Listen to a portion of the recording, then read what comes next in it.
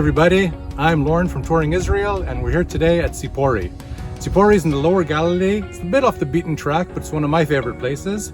It was a Jewish, Roman, Byzantine, and Arab town, and we're going to show you some of the sites here today.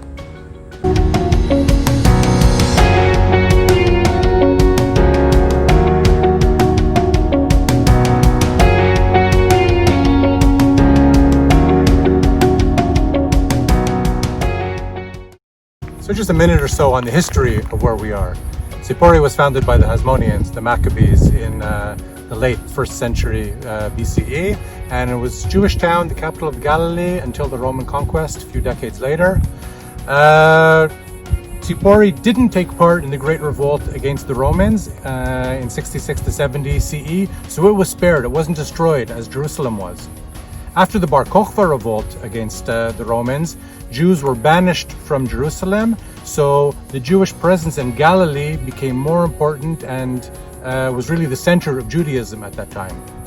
In 200 CE, Yehuda Nasi, with the Sanhedrin, lived here. He lived here for 17 years, and it's here in this place where the Mishnah, the redaction of the oral law, was put together, and the Sanhedrin was here until it moved to Tveria.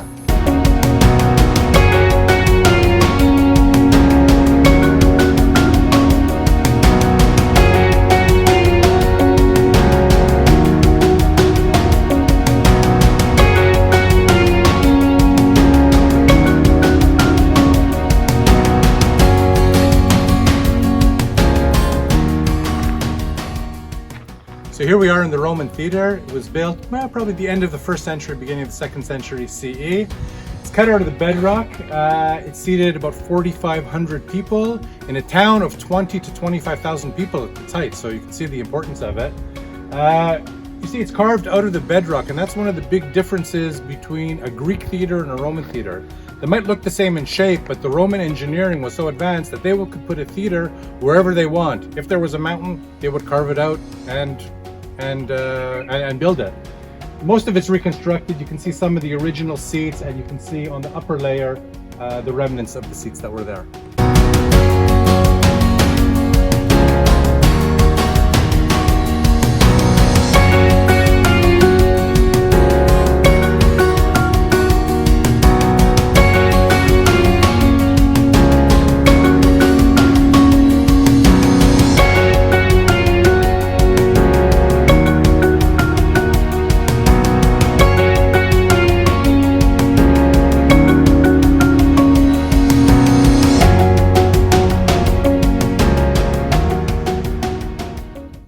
We're here in the area now where they excavated what we think is probably residential area. Why? Because of the shapes of what we think are the houses here, but more important is that we find mikvot, ritual baths, all around. Because we also see so many, it also shows probably the wealth of this town, because instead of a central mikvah, almost each house has one for purification purposes.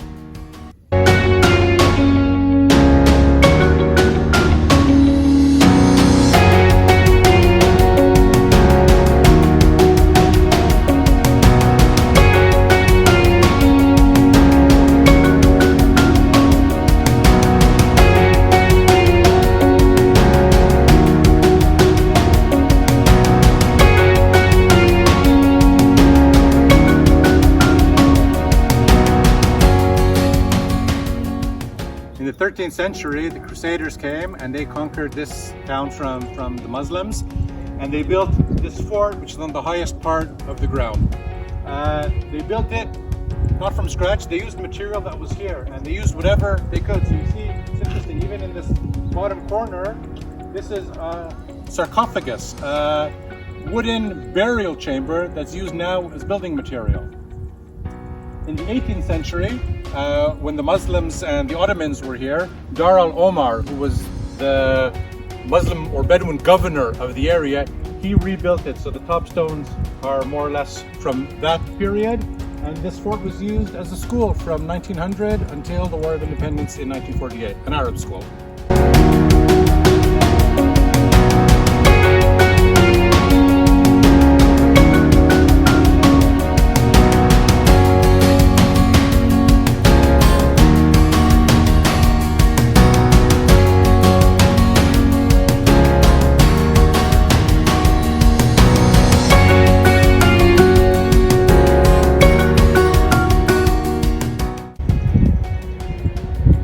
standing on top of the Crusader fortress. Now this was the base for the Crusaders before they went out for their final and decisive battle against Saladin at the Horns of Hitin in 1187, which ultimately they lost.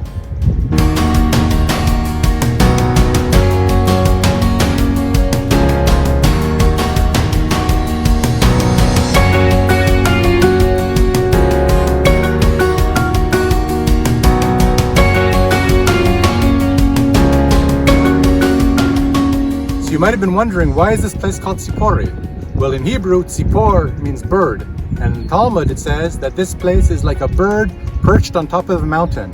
And from the view that you see here, you can see why.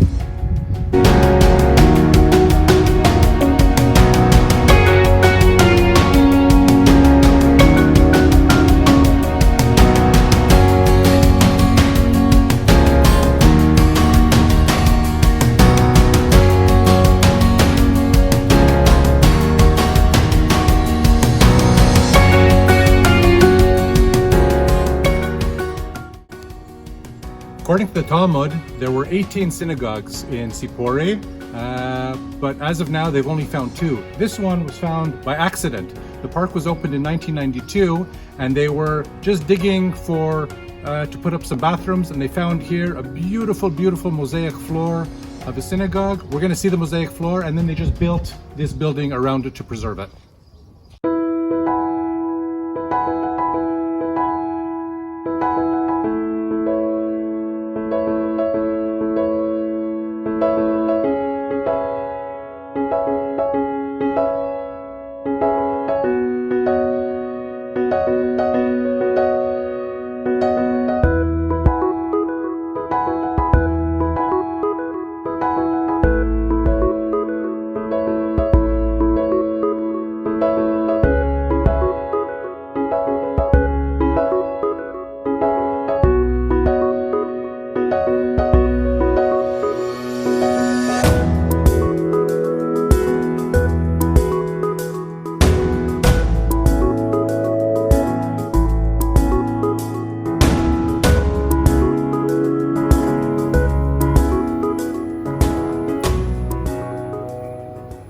So this is the mosaic that was discovered from one of the synagogues here. Really beautiful patterns and scenes. On this side you see all different scenes from the Bible. In the middle, the zodiac, which was very common at the time. There were about 7 synagogues in Israel that have zodiac signs with Helios, the Greek sun god, in the middle. On each of the 12 squares of the zodiacs, we have also in Hebrew the sign of the zodiac and the month. In the 4 corners, we have the different seasons, and we also have inscriptions here in Greek and in Aramaic, showing the cosmopolitan nature of the time. This is from the 5th century.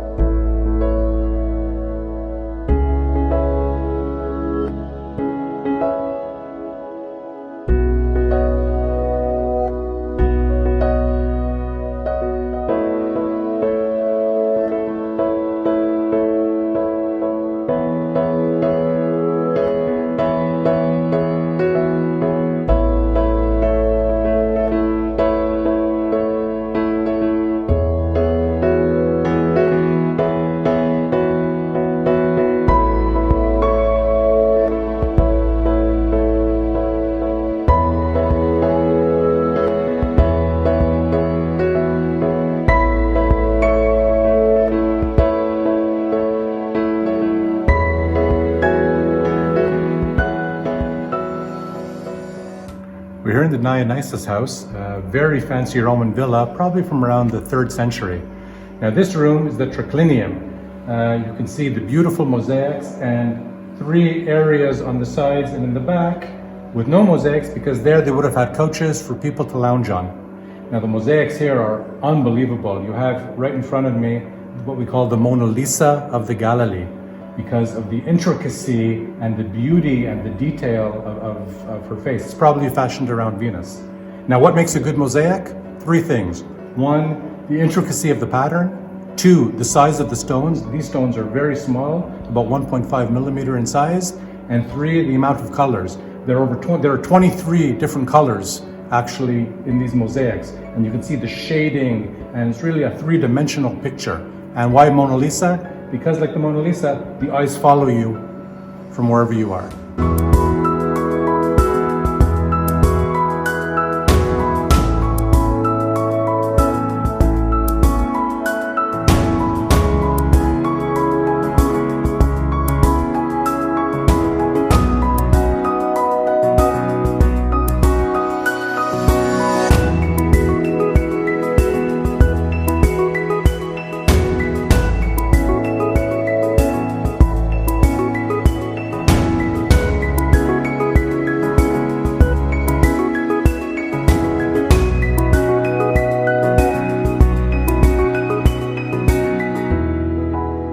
Down in the lower city of Tzipori, it was built by the Romans and was built in typical Roman fashion. So you have here the Decumanus, which is standard in a Roman city. It's the main east-west street, and the Cardo, which is the north-south street. So we're going to go down the Cardo and see some of the more of the mosaics that they have here.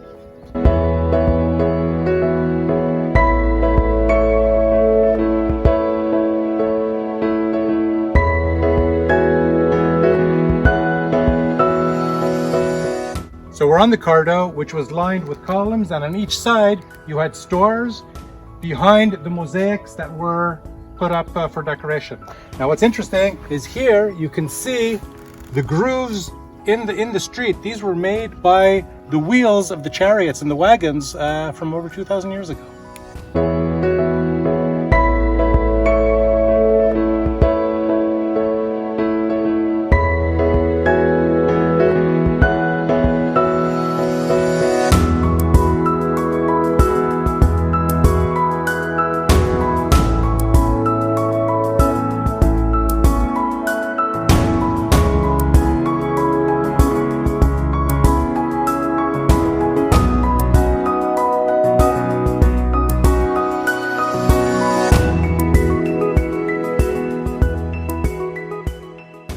We've seen a lot of beautiful mosaics in this house or in this building, and then we come at the end to see this one.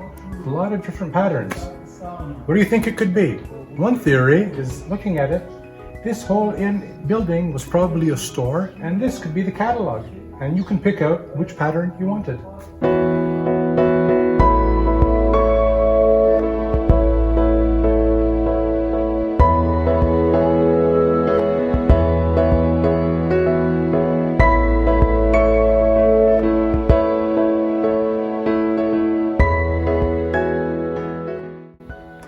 We're in the Nile House now. It's a 5th century Byzantine building. And why is it called the Nile House? Because of this mosaic. Now, the Nile was the lifeblood of the people at the time. The fortunes rose and fell with the levels of the river. So in the middle top, you see what's called the Nilometer, which is measuring the levels, and then just beautiful depictions of life around the Nile on this mosaic.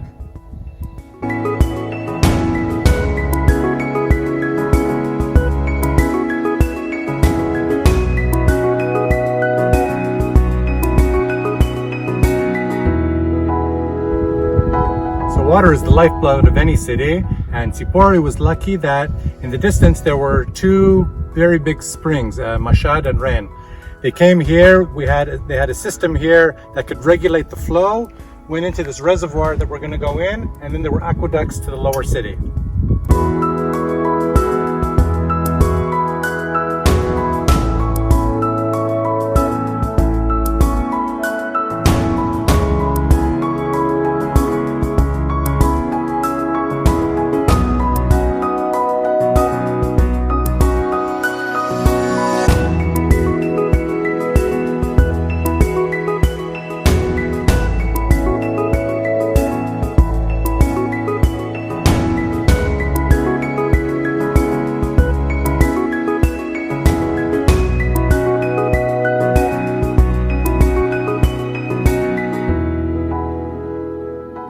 So here we are in the reservoir, and that ends our tour of ancient Tzipori. Hope you enjoyed it, and hope to see you touring again here in Israel real soon. Bye.